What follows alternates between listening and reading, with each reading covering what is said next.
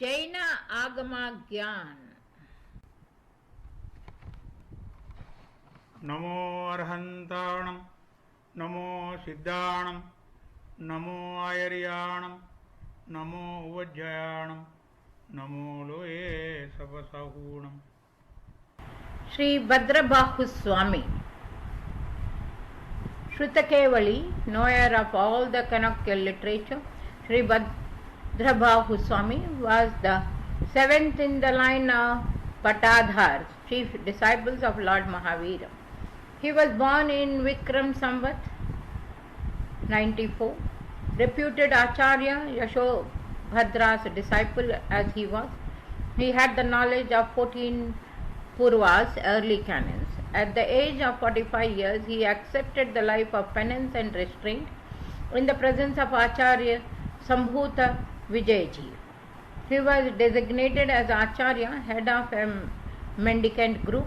For over 14 years, he ably managed the affairs of Dinashashan, Jain order, and added honor and glory to the post. He died at the age of 76 years, and with him the tradition of Shrutakevali came to an end. Sri Bhadrabahu Swami was born in Pratishtanpur. He and his brother Varaha Mihira both were expert scholars of 4 Vedas and 14 Vidyas. Their meeting with Shrutakevali Sri Yashoda Bhadrashri resulted in their initiation. However, the Guru considered Bhadrabahu as a more deserving candidate for the learning of 14 Purvas, as also the Acharya Pada, and so the Guru appointed him as his successor. This decision irritated and enraged Varaha Mihira, who ultimately renounced his initiation. About this time, a child was born to the king, and Varaha Mihira made a forecast that the boy would live for 100 years. Incidentally, Sangha Nayak, leader of a congregation, Bhadrabahu Swami, staying in the same city, did not go to the palace to bless the child and to congratulate the king.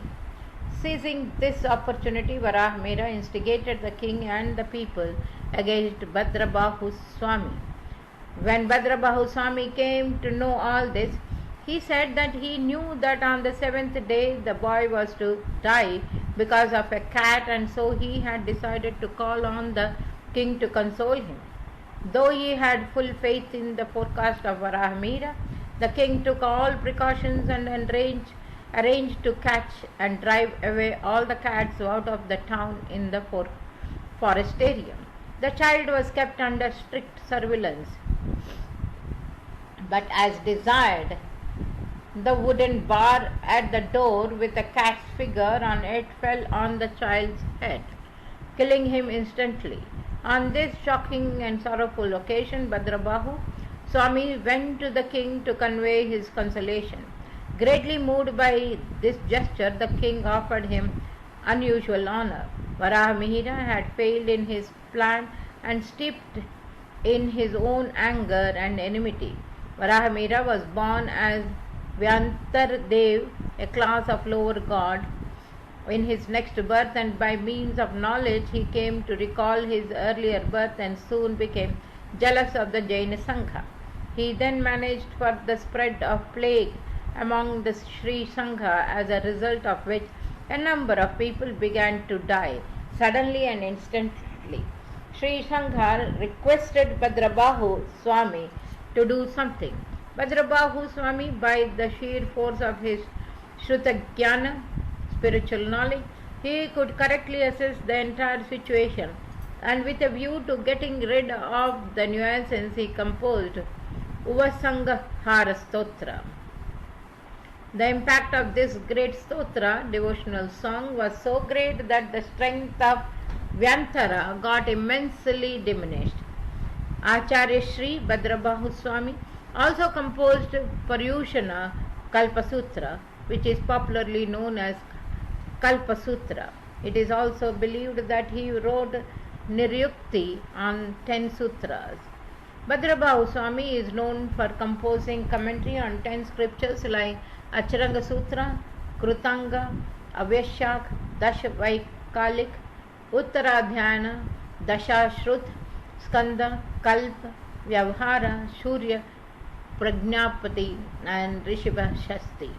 He composed 4 Cheda Sutras, a log book dealing with monastic offences, and wrote monumental works like Bhadra Bahu Samhita and Vasudeva Charitra, containing 1,25,000 padas verses.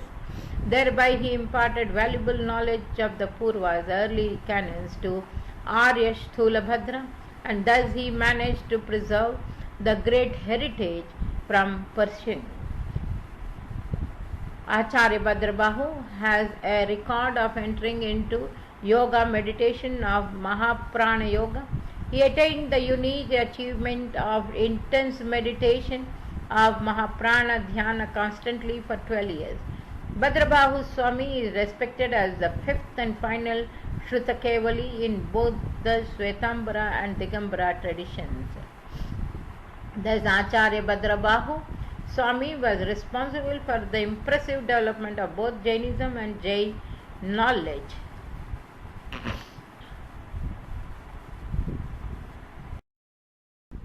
यदक्षरपदभ्रष्टं मात्राहीनं च यद्भवेत् तत्सर्वं क्षम्यतां देव महावीर नमोऽस्तु ते.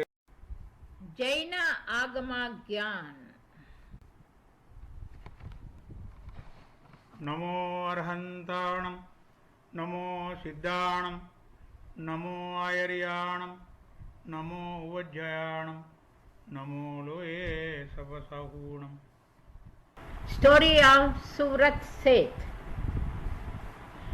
In the province of Ghataki Khand, in the town of Vijaypatan, lived a merchant named Sur. The king of that state respected Sur and regarded him as a very intelligent man. One night, sleeping peacefully, he woke with a start in the midnight, and it dawned upon him that because of the good deeds done in the previous life, he is living happily and lavishly in his present life. So, in order to live with prosperity in the next life, he will have to do something fruitful in the present, as without this everything is meaningless. Soon after sunrise, he went to meet his Guru, and listening to his sermons, he got inspired by his teaching and asked him that, "Hey Guru, due to the kind of work I do, it is not possible for me to continuously worship and practice my religious rites. If you could please tell me one day on which I can follow my religious rites and achieve maximum results." At that time, this Guru replied, "On 11th of the Magashira month, which is an Ekadashi, you should fast in the Paushada form with silence for 11 years and 11 months continuously on that particular day. After completing this vow, you should celebrate it grandly." Listening to this, he along with his family commenced the Ekadasi fast for the said period with complete devotion. 15 days after the completion of his penance, he died and went to the 11th heaven, Devaloka. After spending 21 Sagropam in the 11th Devalok, he took birth in the Bharat Kshetra in a town named Saurapur as the son of Sheth Samruddhi Dat. He was named Subrat by his father. When he realized that he had got this beautiful life and had been to the 11th Devalok because of worshipping the day of Ekadashi, he along with his 11 wives took the vow of Ekadashi. All his wives attained Keval Gyan and acquired moksha. After a while, even King Shubrat, while doing his penance, achieved Keval Gyan. All the devas from the Devalok celebrated his day of liberation. He then sat on a lotus and gave sermons to his deities. After a few years, he acquired moksha too. In this way, Lord Neminad narrated this story to King Krishna Vasudeva, and after that, he and his entire kingdom decided to follow this virtuous path.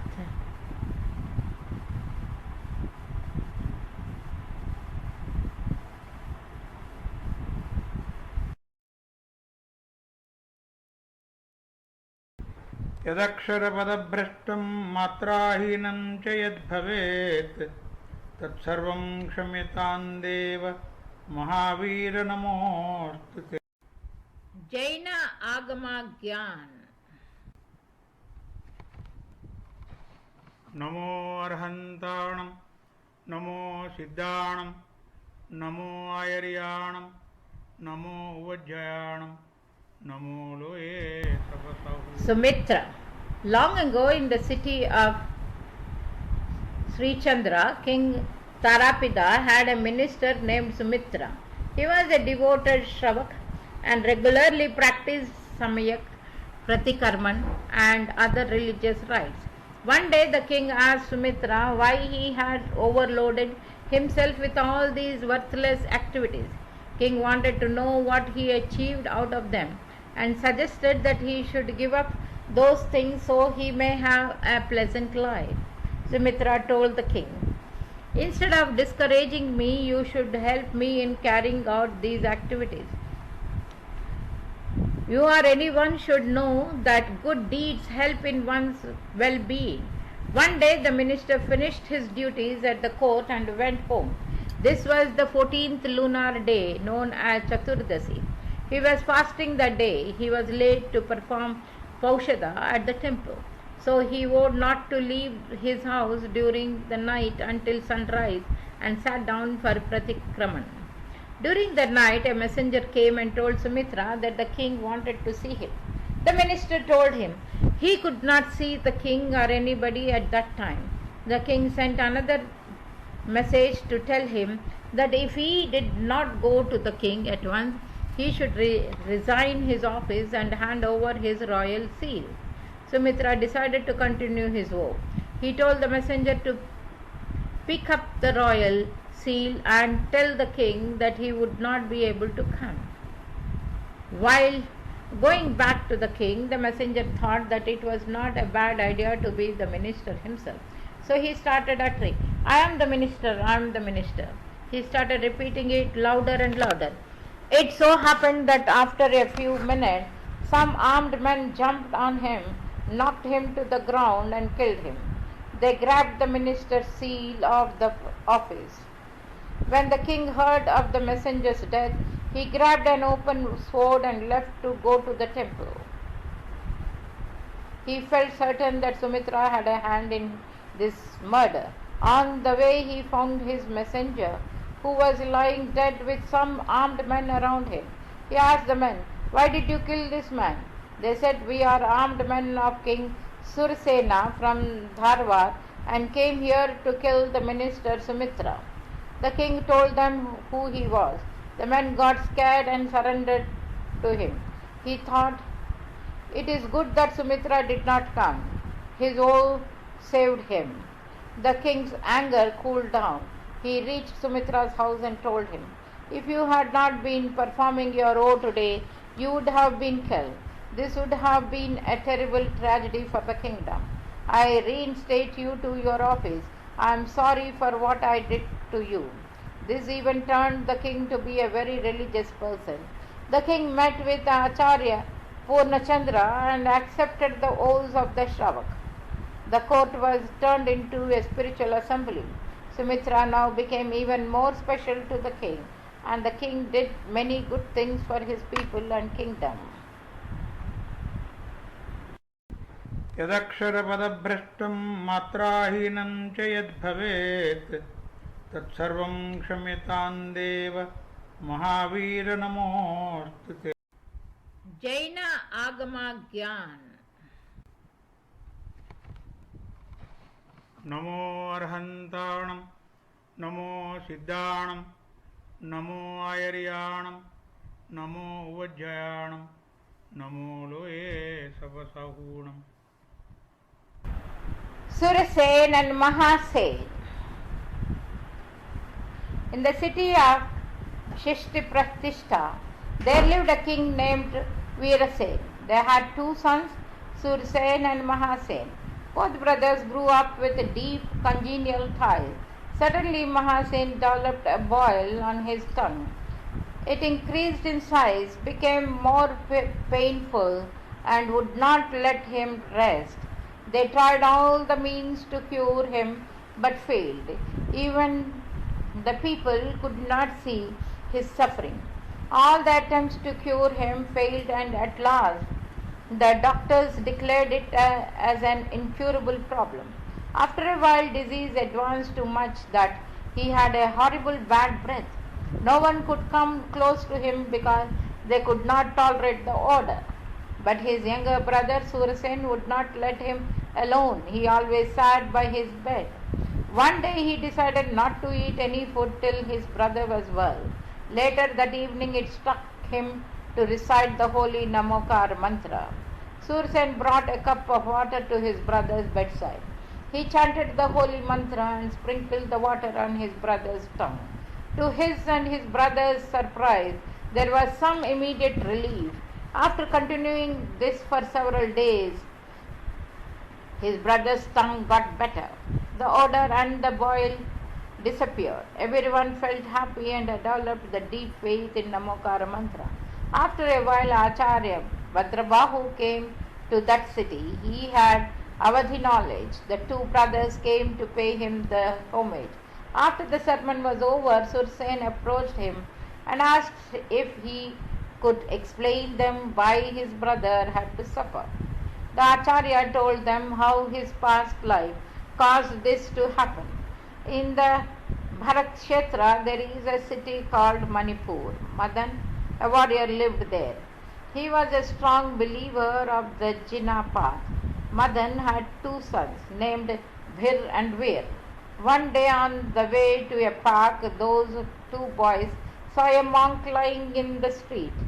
They inquired about it and found out that the monk was in the meditation when he was bitten by a poisonous snake. The snake had, however, escaped into his hole. Hearing this, Veer boiled up. He said, "There were so many people here, and why didn't anybody kill the snake?" Veer said, "Brother, the snake could escape because of his good karmas, but why are you wishing such a sinful act?" Veer said, "Veer, can't you understand that the snake has committed the grave sin by biting a holy, righteous monk? Therefore, killing a snake would not be a sinful act." Veer replied, "No, two wrong acts do not make one right. Wrong is wrong. You should not get emotional to justify your thinking. You should repent for what you have wished."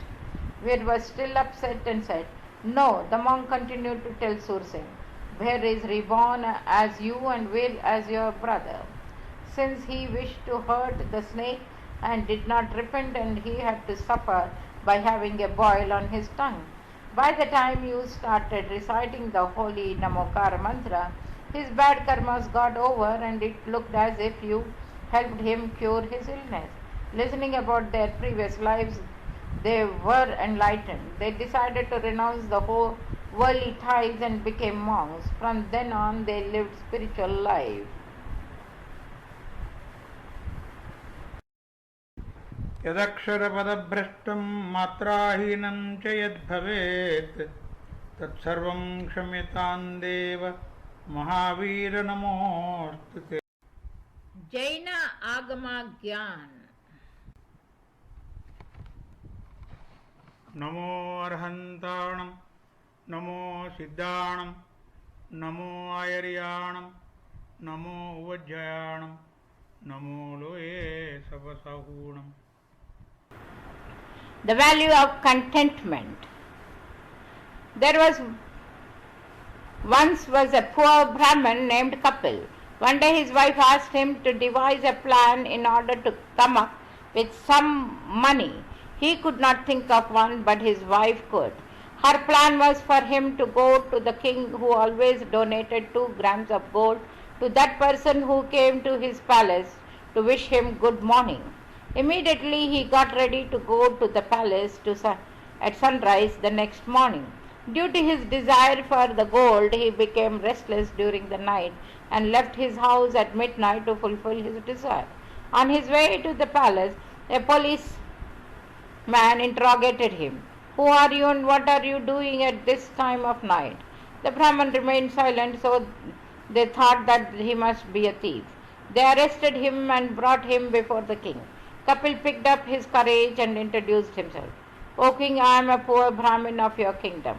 I always try to come here to get the gold, but when I reach here, I am always late. For this reason, today I started my journey at midnight to receive it.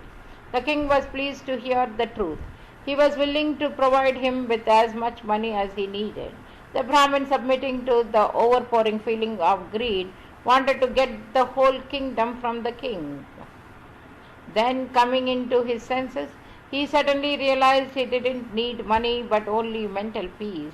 Therefore, he decided to become a monk and lead a life of self-control and self-discipline.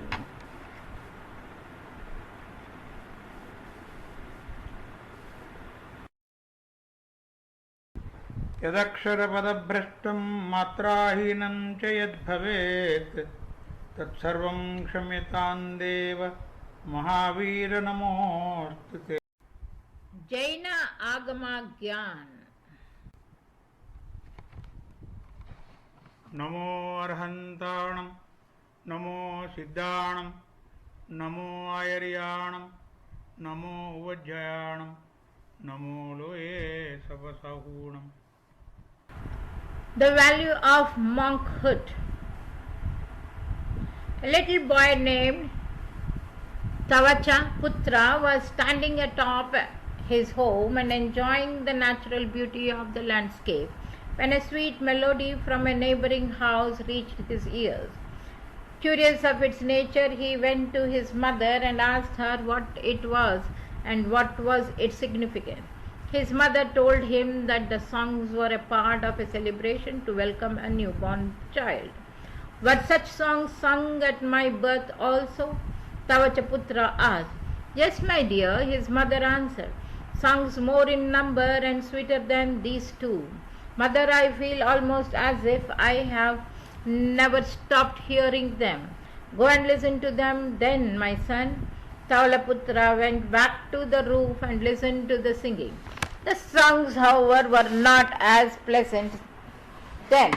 They were harsh and shrill and filled with him with a sense of uneasiness.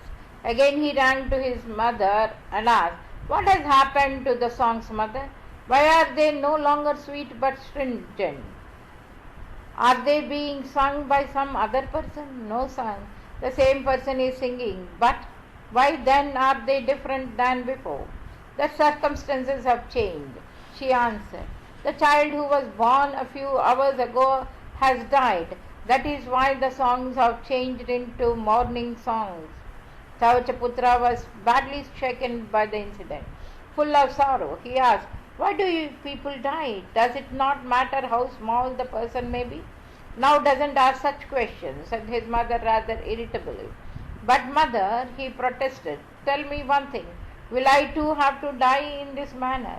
Not only you, but also I, your father, and everyone will have to die someday, and will be born again according to the good and bad deeds they have done. Somewhat confounded, Tavachaputra asked his mother, Is there any way to escape the cycle of birth and death? There is, his mother admitted, but it is a very difficult and severe course of life. The only path to spiritual liberation is to perform sadhana at the feet of Lord Aristonemi, the 22nd Tirthankara of the Jain tradition. But it is a lifelong process, my son. Mother, where does Lord Aristonemi live now? Will he come to our village soon? Yes, he will, my son, and if you wish, you may meet him then. Tavachaputra had decided to adopt the life of renunciation and penance to liberate his soul and so escape the cycle of life and death. From that day on, a detachment towards worldly things filled his mind and occupied his soul. When Lord Aristonemi came to his town, he was initiated into the monastic order and ultimately proceeded on the path of enlightenment and emancipation. यदक्षरपदभ्रष्टं मात्राहीनं च यद्भवेत् तत्सर्वं क्षम्यतां देव महावीर नमोस्तुते। Jaina Agama Gyan. NaMo अर्हन्ताणं NaMo सिद्धाणं NaMo आयर्याणं NaMo उवज्जयाणं NaMo लोये सपसहूणम्. The value of thoughts. King Prasanna Chandra ruled over the small state of Patanpur. At last came the time for him to transfer his royal authority to his son, who had just come of age. After entrusting the management of the state to his son, Prasanna Chandra received initiation from Lord Mahavira. Once Prasanna Chandra, now a monk, came to Rajagrave with Lord Mahavira. Standing on one leg with arms raised, he was engrossed in meditation outside the Samvatsvarana. A large number of people, including King Shranik, passed by without disturbing the deep meditation of the monk to see Mahavira. Seeing the calm, quiet face of Prasanna Chandra, resplendent in meditational pose, Dhurmukh, a minister of King Shranik, was possessed by a fit of mad jealousy and malicious intent to disturb the monk's tranquillity. He taunted, "Having left your son, a minor, at the helm of affairs of your kingdom, you have become a carefree monk. Do you know how fearful your young son is in such a situation? Enemies have surrounded him on all sides. The kingdom and his life both are at stake. If you have any worth, show it. It is your duty to save your child from these perils, after which you should think of spiritual attainment." Outwardly, Prasanna Chandra was unperturbed, but inwardly his mind was growing restless. He visualized the frightened face of his young, helpless child, and he was mentally there at Patanpur to protect his son. Mentally, he ordered the army to be prepared for battle, saw his army carry out the order, and even come with arms onto the battlefield, wounded or imprisoned all who threatened to harm the well-being of his son. This agonizing state of mind, full of violence and fear, were contradictory to the peaceful outward nature that he was manifesting. New thoughts were perpetually fueling the fire of wrath and vengeance burning within his mind. Upon hearing the appreciative words of a humble layman, thanking him for his exemplary lifestyle, leaving all worldly luxuries and practicing sadhana is noble indeed, the monk began to really think, "Whose son? Whose empire? Of what am I thinking? Why do these earthly cares plague me so? What good can come of wishing harm for others? Such attachment is not wise. I must repudiate such inane feelings as victory and defeat. Such are the thoughts of irrational men. I wish to be beyond such trifles." His thoughts now directed to their proper sphere. Prasanna Chandra had pure thoughts and new vision. The mental enemies disappeared. The delusion was over.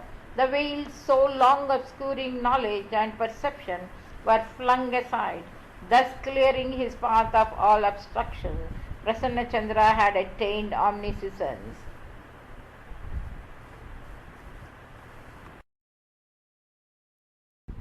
यदक्षरपदभ्रष्टं मात्राहीनं च यद्भवेत् तत्सर्वं क्षम्यतां देव महावीर नमोऽस्तु ते.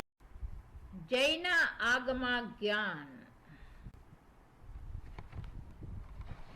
नमो अर्हन्ताणं नमो सिद्धाणं नमो आयर्याणं नमो उवज्जयाणं नमो लोये सपसहूणम्.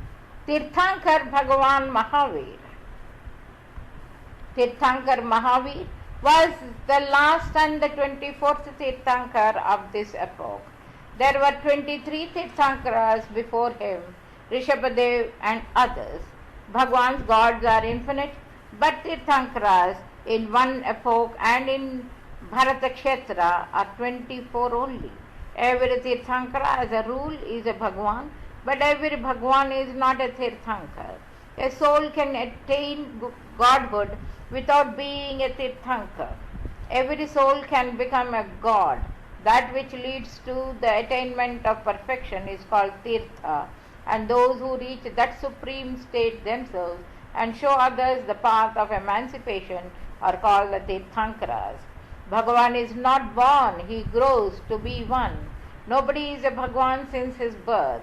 Mahavir also was not a Bhagwan since his birth. He became a god when he conquered himself.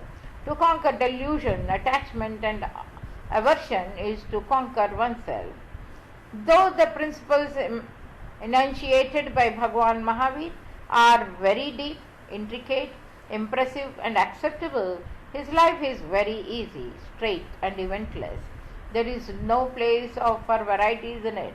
The story of his life in brief is that he spent the first 30 years of life in the midst of wealth and splendor, indifferently as a lotus in water. For the next 12 years he was engaged in the pursuit of the Supreme Soul and lived in jungles in deep meditation, and during the past 30 years he expounded Sarvodaya, the welfare of all living beings, propagated it and spread it throughout the four corners of the land. The life of Mahavira is not eventful. It is vain to search for his personality in the course of events. However, there can be no event that did not happen in the infinite previous lives through which he had passed. Mahavira was born in Kundagram from the womb of Queen Trishula, the wife of the Lichavi king Siddhartha, the famous leader of the Vaishali Republic. His mother was the daughter of King Chetak, the president of the Vaishali Republic. He was born in the Nath family of Kshatriya clan 2600 years back on the 13th day of the second fortnight of Chaitra month. Looking at his constant growth, his parents named him Vardhaman. The festival of his birth was celebrated with great zeal not only by his parents, relations, and subjects of the kingdom, but also by gods and their lords, since he was going to be a Tirthankar. This festival is called Janma Kalyanak Mahotsav. The lord of the gods, Indra, seated him on the elephant Airavat and performed the anointing ceremony with great pomp and show. The Jain epic texts give a vivid description of this event. Even before his coming in the womb of his mother, it was known that Tirthankara was to be born.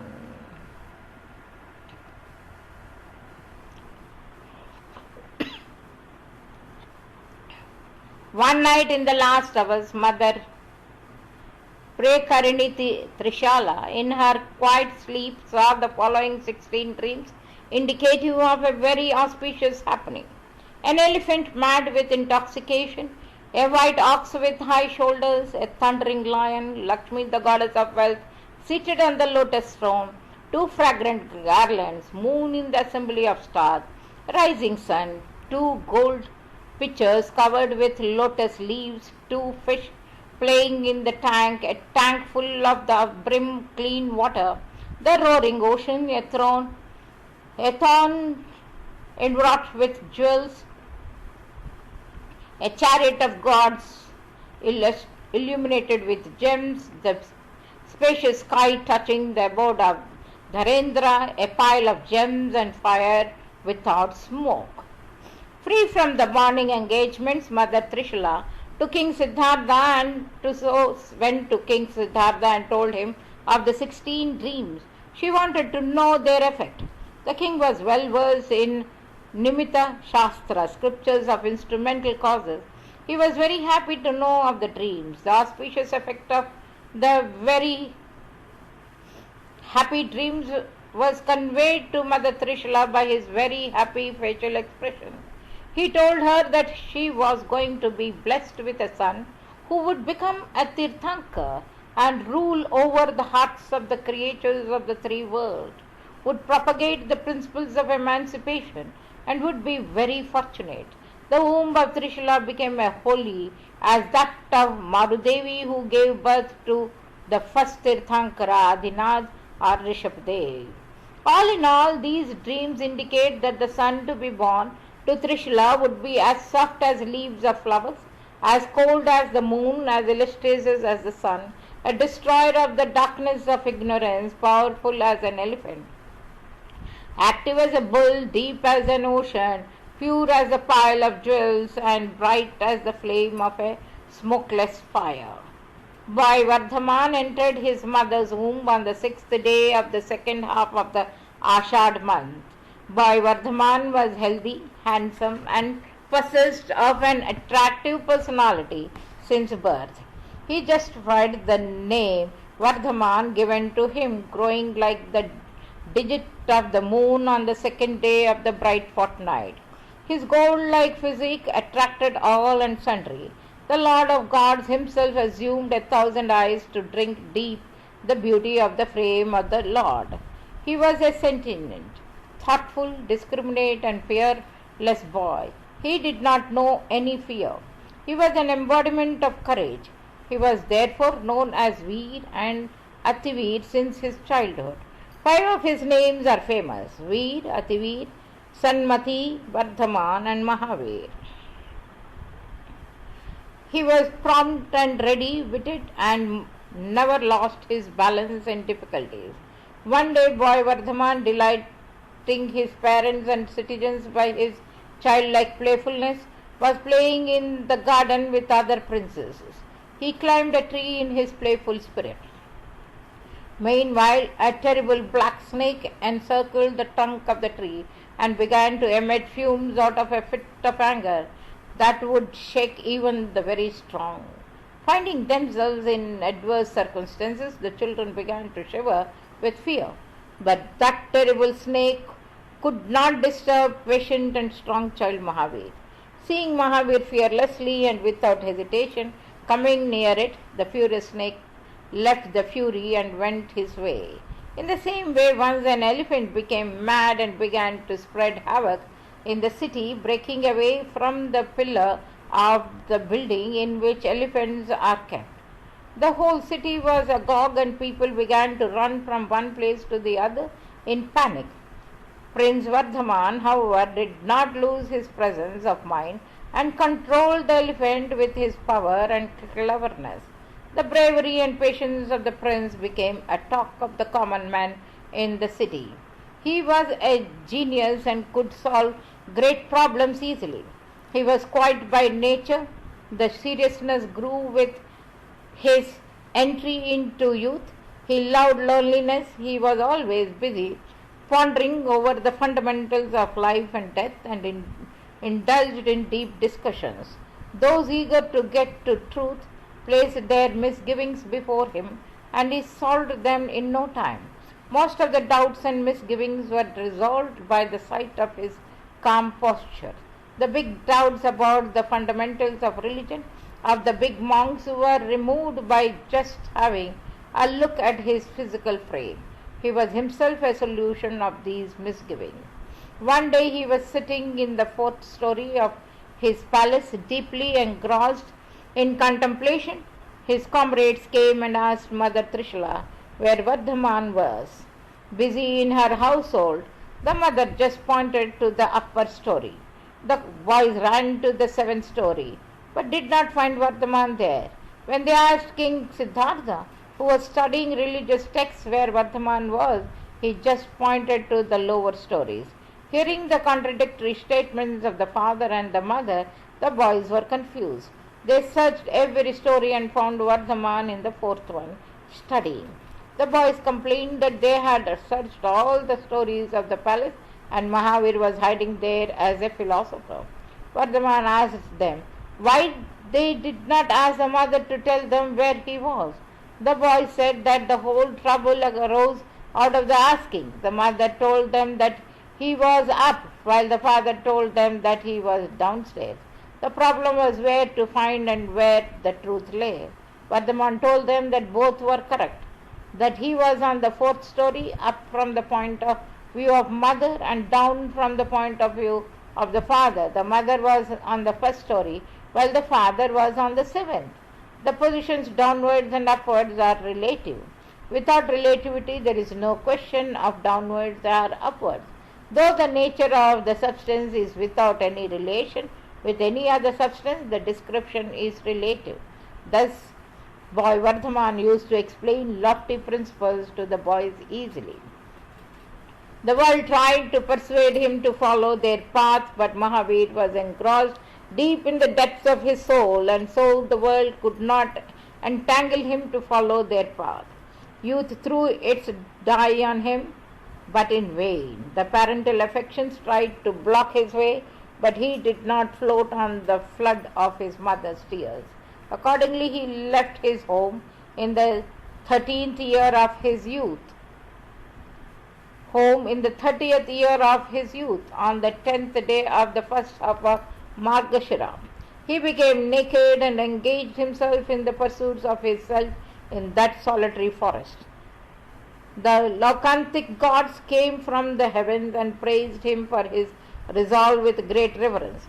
Monk Vardhaman used to remain silent and did not talk to anybody. He was always engrossed in the contemplation of his soul. He did not even remember that he needed a bath or the cleaning of his teeth. He used to rest in the caves of the mountains, holding friends and foes alike, and was not disturbed by the fury of the inclements of weather. The cruel animals of the forest saw in calm posture natural ease and non-violent life, and forgot their natural enmity and became friends. Snakes and mongooses, tigers and cows used to drink water from the same well. Wherever he stayed, the whole atmosphere was full of peace and quiet. If sometimes he happened to have a liking for food, he would go to the nearest town with strange mental reservations. If some householder gave him pure food, according to the scripture's command and with 9 types of rituals, he would take his meals and soon return to the forest. He also accepted food once at the hands of grief-ridden Sati Chandanbala. Thus engaged in external and internal penances, he spent 12 years. At the age of 42, in this state of deep self-absorption, he annihilated subtle attachment and attained the completely detached state of his being. With this state of spiritual development, he attained omniscience also. He became real Mahavir, having conquered the enemies of delusion, attachment and aversion completely. He became a Bhagwan, being an omniscient and a completely detached being. In taste fruition of Tirthankar Namakaram, he got that status and was known as Bhagwan Mahavir. His divine message was delivered first on the first day of the month of Shravan, on account of which this day has been celebrated in the whole of India as Veer Shashan Jayanti. Kuber was ordered by the Lord of Gods to construct a huge meeting hall called the Samvarsharan for the worldly creatures to meet and hear the divine message of Lord Mahavir. Every being was entitled to go there and hear the message. There was no distinction of big or small. One whose conduct is non-violent, who has touched the intrinsic nature of substances, who has dived deep in his own self, is greater than not only human beings but also gods, though he may be born in a low family. In his religious congregation, kings and the commons, rich and poor, black and white, all sat together and listened to his message. Animals along with gods and humans also sat there and listened to the divine teachings of the Lord. Such equality amongst the creatures of this world is difficult some elsewhere. In the fourfold federation of the Lord, there were monks, she-monks, male and female householders.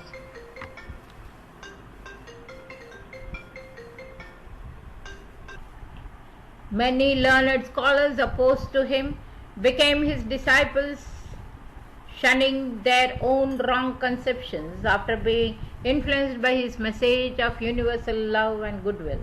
The chief amongst them was his chief disciple Indrabhuti Gautama. He was accepted as the first preceptor of the Lord and became famous as Gautam Swami. The story of how he was initiated into Digambar Jain monkhood is quite interesting.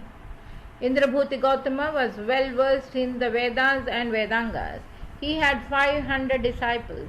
When the Indra realized that Indrabhuti Gautama alone could become the chief preceptor of the Lord, he went to his abode in disguise of an old Brahmin. Indra introduced himself as a disciple of Mahavir and asked Gautam the meaning of a Sanskrit verse. Indrabhuti became thoughtful. What are these 6 substances, 9 matters, 5 astikyas?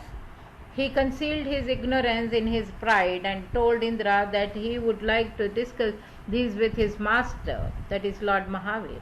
He expressed his desire to accompany Indra to the place where the Lord was delivering his sermon. The time was ripe for the reception of real spiritualism in the case of Gautama, and for the Lord to start delivering his long-awaited message of religion. As Indrabhuti Gautam came near the subversion, his rigidity suddenly turned into softness. His pride disappeared at the sight of the Manastamba, a pillar just in front of the Samvarshana, and he approached the Lord with a request for his own initiation into monkhood. By his own ability and the magnanimity of Mahavir, he became the first Ganadhar of the Lord. There were 10 other Ganadhars whose names were Agnibhuti, Vayubhuti, Aryavakta, Sudharma, Mandit, Mauryaputra, Akampit, Achai Bharata, Metaraya, and Prabhas. Among his whole household disciples, Maharaj Shranik, the king of Magadha, was the chief. He traversed the length and breadth of India continuously for 30 years. Different beings understood his teachings in their own languages. His sermons were called Divya Dhavani. He has upheld the independence of the soul and all other substances. He declared that every soul is independent, none depends upon the other. Self-reliance is the way to achieve complete independence. Self-reliance is nothing but centralization of one's vision on one's soul only, different from color, attachment and division. Independence can only be achieved on one's own strength. You can't get infinite bliss and independence in charity or achieve them on others' strength. All souls are separate and independent, not one but like one, similar, none big or small. He therefore ordained, regard other souls as your own. All souls are equal but not one. If our efforts are directed towards right direction, every soul can attain godhood. Every creature is unhappy on account of his own mistakes and can become happy by removing the mistakes. Mahavir did not propagate any new truth. There is nothing like old or new in truth. Whatever he said is true and eternal. He did not establish truth, he only inaugurated it. He did not found any new religion. Religion is the nature of substances. The nature of substances cannot be built. How can that which can be built be called nature? It can only be known. Remaining away from the pride of doing and detaching himself from non-self entities, one who knows the self and the non-self without in any way being influenced by others and in all their perspectives is God. Tirthankar Bhagwan knows and exposes the nature of things, does not create them. He was a Tirthankar, he propounded the Tirtha, the way to the liberation of the soul. Acharya Samant Bhadra has called his teaching Sarvodaya Tirtha, religion of that preaches the welfare of all beings. O Lord Mahavir, your religion is for the welfare of one and all. There is no contradiction in your teachings. Only whatever you say is relative, described from different perspectives, one predominating the other according to context. The assertions of other preachers, not being relative, are not able to propound the nature of things as they are. Your exposition of the truth of life is capable of destroying all the miseries and misfortunes of this world and of leading worldly beings to their supreme happiness, and as such it is Sarvodaya Tirtha, religion for the welfare of all living beings. That which leads to the welfare of all is Sarvodaya. The religion for the welfare of all, as propounded by Lord Mahavir and his exposition of truths of life and immortality, have no narrowness or limits. The religion of the soul is for all creatures. It is a kind of narrowness to associate religion with human beings only. It is a religion of all the living beings. The term religion of man is also not liberal enough. It limits the scope of religion to the community of human beings only, while religion extends to all the sentient world, for all the creators want to live in peace and happiness. Tirthankar Bhagwan Mahavir has expounded the complete independent existence of every substance, and that every substance changes its modifications itself. No other substance can interfere in this natural procedure. Even God the Almighty is not the creator or the destroyer of this existence of the things. The preachings of Mahavir upheld the independence not only of the living being but of all the atoms, which are the smallest invisible particles or units of matter substance, and which cannot be further divided.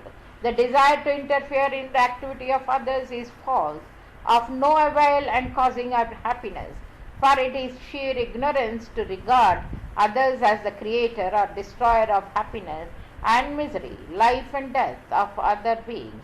It has been well said that our own merits and demerits will be meaningless if one being is regarded as the creator of others' happiness and misery, life and death.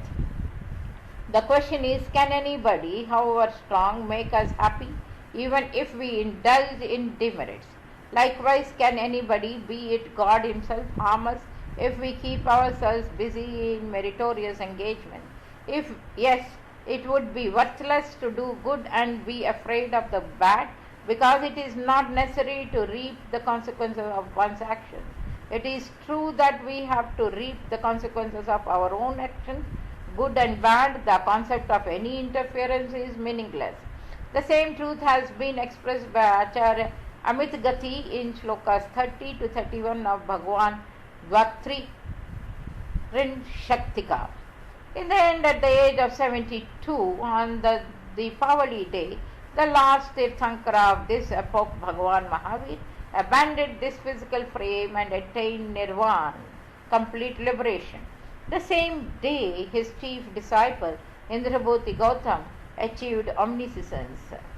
According to Jain tradition, the great festival of Deepavali is celebrated in honor of the liberation of Bhagwan Mahavir and attainment of complete sentience by his chief disciple Gautam.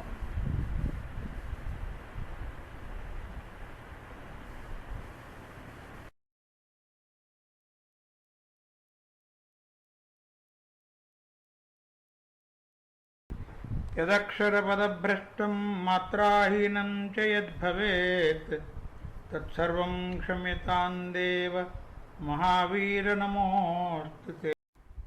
Jaina Agama Gyan. NaMo अर्हन्ताणं NaMo सिद्धाणं NaMo आयर्याणं NaMo उवज्जयाणं NaMo लोये सबसहूणम्। Vajra Kumar. In the city of Tumbivan, there lived a rich Brahmin called Dhangiri. He had a beautiful wife named Sunanda. Their life was full of joy. After a while, when Sunanda was pregnant, she saw a beautiful dream one night. She told this to her husband, who was also a scholar. He told his wife that she would give birth to a bright and beautiful child. She felt very happy and the time was slipping just fine. One day a Jain Acharya, Singhgiri, came to the city. Both Dhangiri and Sunanda went regularly to listen to his sermons. Dhangiri's soul was awakened by these sermons and he lost interest in his wealth, family and worldly affairs. He decided to give up his worldly life. he told about his decision to his wife. She was shocked. She tried to convince him to stay and enjoy their life. She also said that since they were going to have a child, it would be better to stay together. But Dhangiri did not change his mind. Sunanda was the daughter of a religious merchant, Dhanpal, and she had the religious understanding. Therefore, she gave him the permission to go ahead. She was consoled that at least she was the wife of a virtuous man. As the time went by, Sunanda gave birth to a very handsome boy. He was lovable because he had smile on his face all the time. Everybody who saw him liked him at the very first glance. Sunanda celebrated his first birthday. She felt better that at least she had some company, but this happiness did not last too long. One day some ladies from the neighborhood were visiting her and started talking about her husband. One of them said, if Dhangiri would not have taken Diksha, process to be a monk, then he would have celebrated the birthday with more extravaganza than her. The child, although a baby, heard the word Diksha and started thinking. He felt as if he had heard the word Diksha before. While thinking about it, he suddenly remembered his past life. He realized that he was on a right spiritual path. He decided that he should take advantage of being born as a human and should utilize this life to uplift his soul further. He should become a monk like his dad. He also realized that his mother would not let him go because he was the only hope and joy for her. So he started thinking about what should be done to get her permission. At last he came to a decision that since his mother would not let him go willingly, he should create a situation whereby she might get tired of him and give him up. He was still a little boy in the crib when he thought, if I keep crying all the time, then she would get tired of me and maybe she will try to get rid of me. He put his thought to work right away. He started crying. His mother came running to comfort him, but he just kept crying. She tried everything, but nothing helped to quiet him down. She took him to the doctors and took advice from others, but nothing worked. The child's trick worked. Even their neighbors who liked this child so much also got tired of him. Finally, his mother was so much fed up with him that she started thinking about how to get rid of him. The child was now 6 months old when Dhanagiri Muni, child's father, and Acharya Sinhagiri visited his city.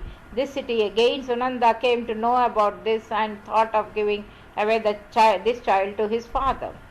At the usual time for alms, going to collect the food, Dhanagiri Muni asked the permission of Acharya to go for alms.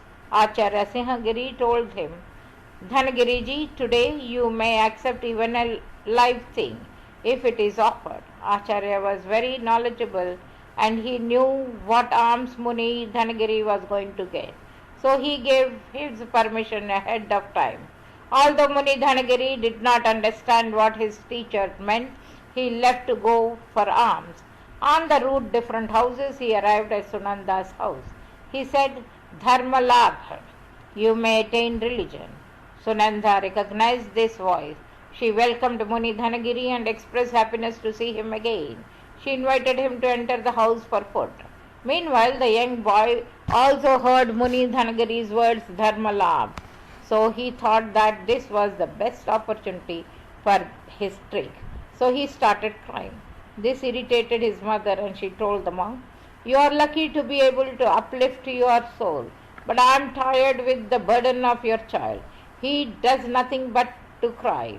He does not even let me rest and I am very unhappy. Please accept him so there will be a peace in the house. The child heard these words and he was very happy in his mind. He hoped that Muni would accept her proposal. Muni Dhanagiri remembered the words of his teacher spoken right before he left for the alms. Now he understood what his teacher meant. He told, Sunanda, if you really want to give this child away, then I will accept him. but think twice. Once you give him away, you would not be able to get him back. You will have no right on this child after that." On hearing this, the child started crying even louder. She said, "I do not want to hear this crying any more. I am so sick and tired of him that I do not want him around at all. I wish I would not see him even in my future life. You can take him forever." She picked up the child and put him in Muni's pot holder bag. As soon as the boy was given to Muni, he stopped crying and started smiling. Sunanda was surprised by this and kept looking at the boy, but she was determined to give him away. Muni left with the child to go to the Upashraya, place where monks stay for a short time. Acharya Sinhagiri saw that Muni Dhanagiri was carrying something heavy. So he asked him, "What is so heavy in your bag?"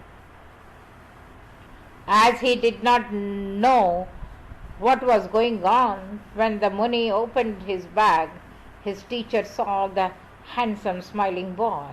Since he was so heavy, Acharya named him Vajrakumar.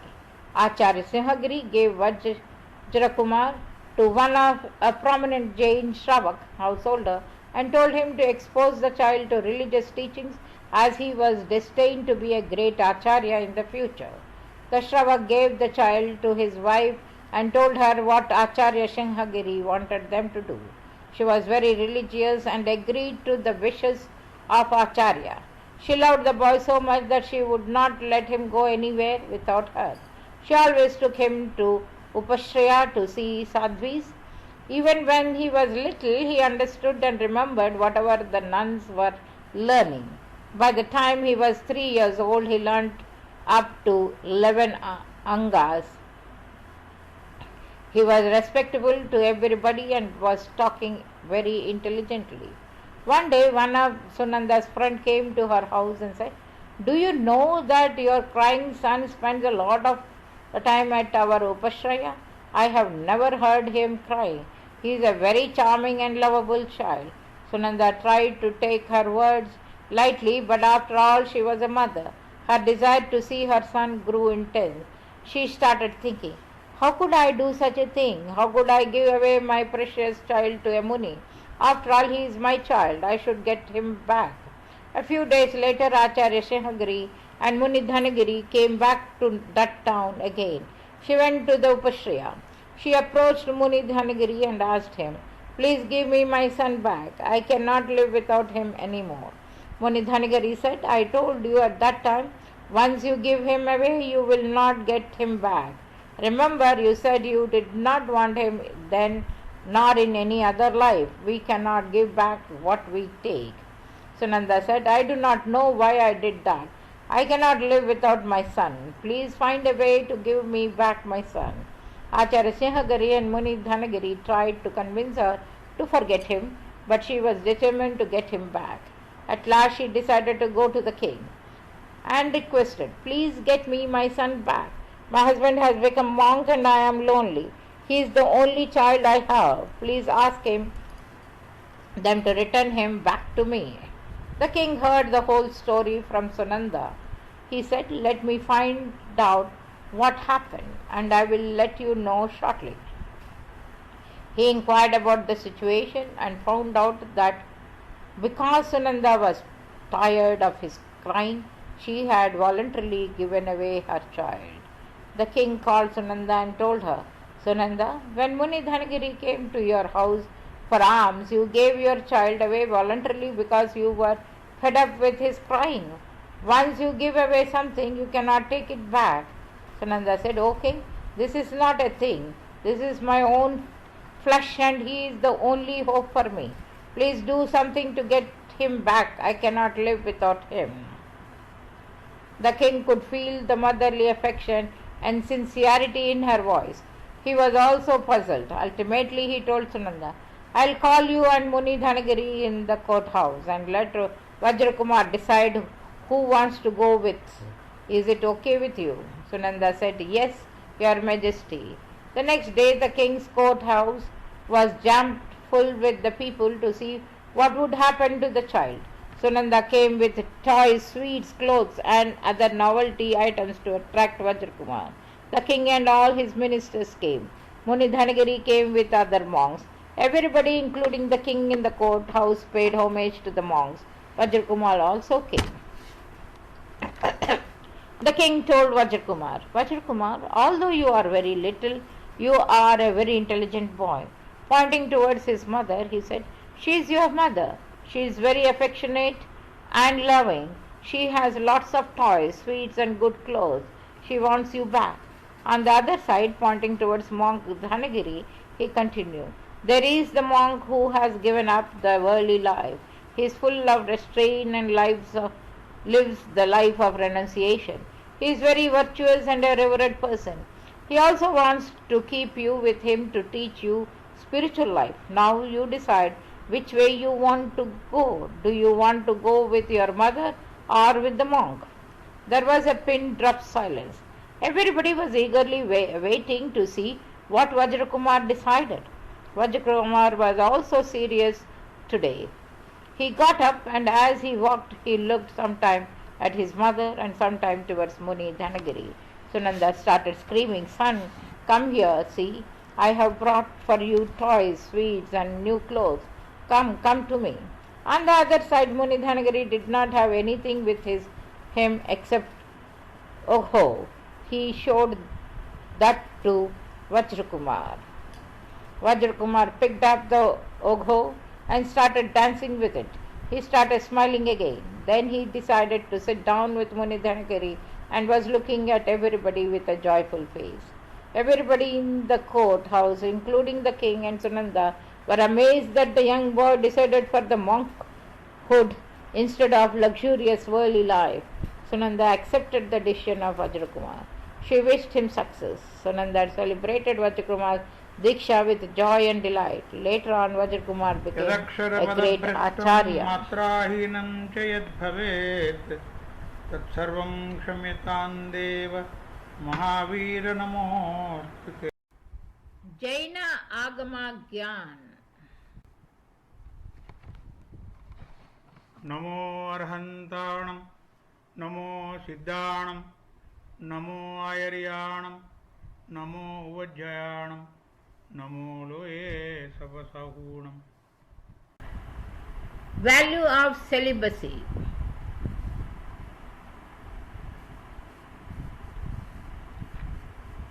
Ratnemi and Aristonemi were brothers, but the two were poles apart in temperament.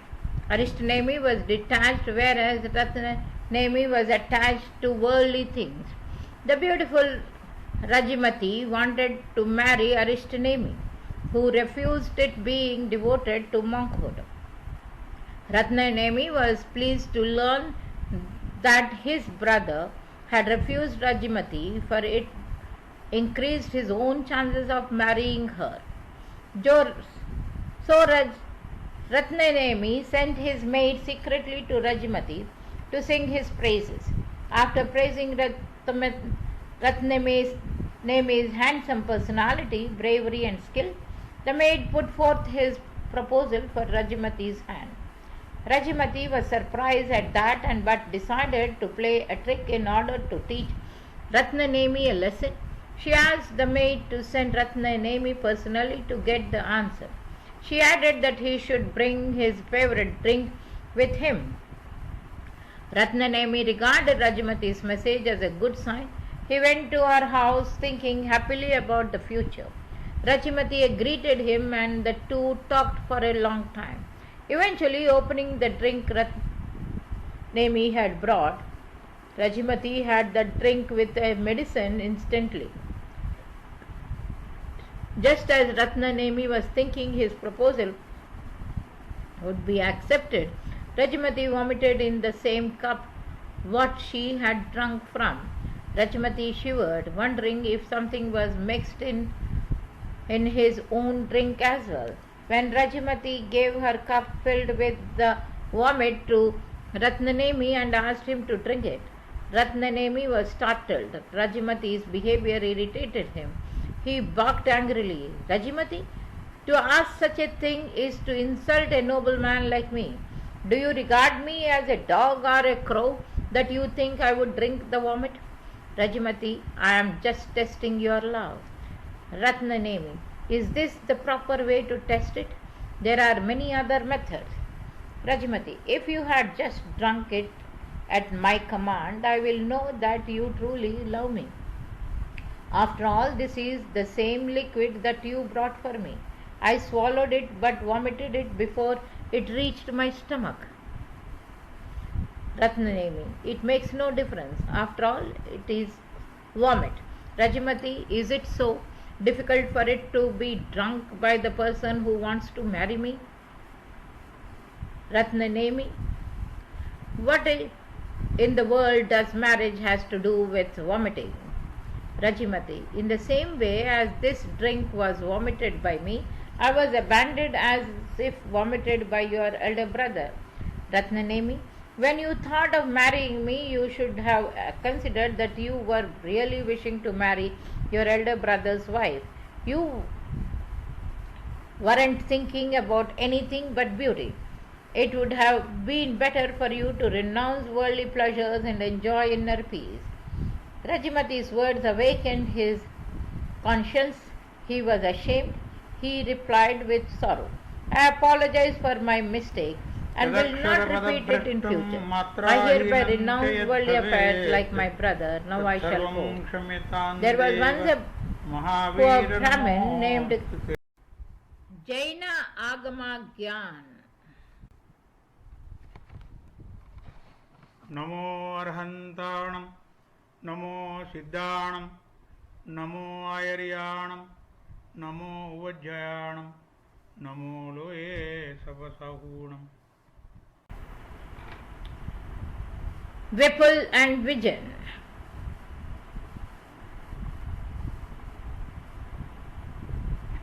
In the forest of Pratishthan, there lived a hermit who was well known for predicting the future events. People of the village gathered around him. Although the hermit did not always like to satisfy their curiosity, the hermit kept moving deeper into the jungle until people stopped looking for him. Once two friends, Vipul and Vijayan, got lost in the jungle on their way to Pratishthan. They feared for their lives in the dark and looked for a shelter. Late in the night, they saw a trickle of light far away and they approached it with fear and uneasiness. They peeped into the hut and saw a hermit in the deep meditation. They easily guessed that he was the hermit known for his predictions. They waited till the hermit finished his meditation. They told him their story about getting lost in the forest. The hermit heard their story and offered them the fruits. The compassionate hermit told them to rest and sleep. Next day morning, hermit requested one of his disciples to show them a path out of forest to the village. But before Vipul and Vijayan left, they folded their hands before the hermit and asked him to tell them of their future. The hermit declined politely, telling them that it was not wise to know their future and sometime even the future may change. Both friends did not move and at last the hermit told them their future. He looked at Vipul and told him he would become a king in a year's time, while Vijayan would die at the hands of an assassin at the same time. Outside the forest, Vipul could not contain his joy, while Vijayan was very gloomy. It was only natural. Back in the town, Vipul behaved arrogantly, telling everyone that he would chop off their heads when he would become a king if they misbehaved towards him. Everyone in the village was afraid of him. Meanwhile, Vijayan, a teacher, went around his work with great devotion and spent a lot of his time in the prayers. He was humble to all and eventually came out of his sadness. No longer did he fear death. Instead, he surrendered himself to God and he surrendered. 6 months later, Vipul asked Vijayan to accompany him to select the site of his future palace. Both were surveying a deserted region when Vipul stumbled across a pot full of gold coins. He was joyful and told Vijayan that he was going to use this money to buy a crown. At this time, a robber jumped out of the bush and tried to snatch the pot. Vijayan came to his friend's rescue and the robber attacked him with a dagger. Vijayan was experienced in the defense tactics and drew off the robber, although he received a cut on the shoulder. The grateful Vipul offered his friend half the gold, but Vijayan politely refused, saying that he was going to die soon and would have no use of the gold. Vipul spent the money whimsically, eating, drinking, and being merry in many ways. A full year passed, but Vipul did not become king, nor did Vijayan die. Both friends went to the hermit in search for explanation. The hermit sat in meditation. He said to Vipul, "Your destiny changed because of your stupid actions over the months. The crown that was meant to come to you reduced to a simple pot of gold which you found in the field." He said to Vijayan, "Your prayers, humility, and trust in the divine changed your destiny too. Death by the hands of an assassin was changed to a mere wound by him." The two friends returned silently, thoughtfully of the actions, results, and meaning of life. यदक्षरपदभ्रष्टं मात्राहीनं च यद्भवेत् तत्सर्वं क्षम्यतां देव महावीर नमोऽस्तुते।